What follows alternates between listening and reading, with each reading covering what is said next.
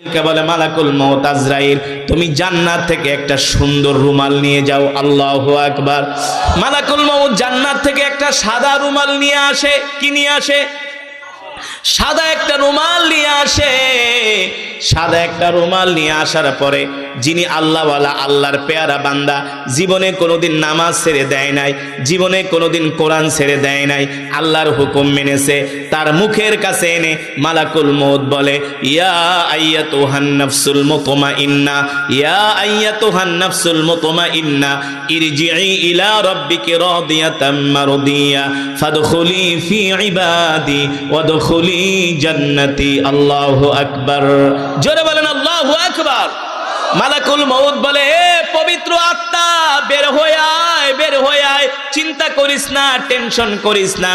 যখন মালাকুল মউত সাদা রুমাল, জান্নাতের রুমাল তার নাকের মধ্যে ধরে, ওই রুমালের মধ্যে জান্নাতের খুশবু মেখে দেয়। আপনারা আতর মাখার পরে কি করেন? এইভাবে ঘেরান নেন কি নেন না? নেন না? ঘেরান নিলে কেমন লাগে? মানুষ যখন আতর মাখে, আতরের ঘেরানটা টান দিলে দুইটা চোখ বন্ধ হয়ে যায়। ঠিক কিনা বলেন? ঠিক যারা নেককার বান্দা হবে, যারা 5 ওয়াক্ত নামাজ পড়বে, আল্লাহর হুকুম মানবে, যারা কোরআনের মজমায় আসবে, আজান দেওয়ার সাথে সাথে যারা আগে আগে মসজিদে চলে যাবে, মালাকুল মউত জান্নাত থেকে একটা সাদা রুমাল নিয়ে আসবে। এই রুমাল তার নাকের মধ্যে থুতনির কাছে ধরবে, জান্নাতের খুশবুর ঘেরান পাওয়া মাত্র এমন করে একটা টান দিবে, এক টানের চোটে ঘুমায় যাবে। আল্লাহু আকবার।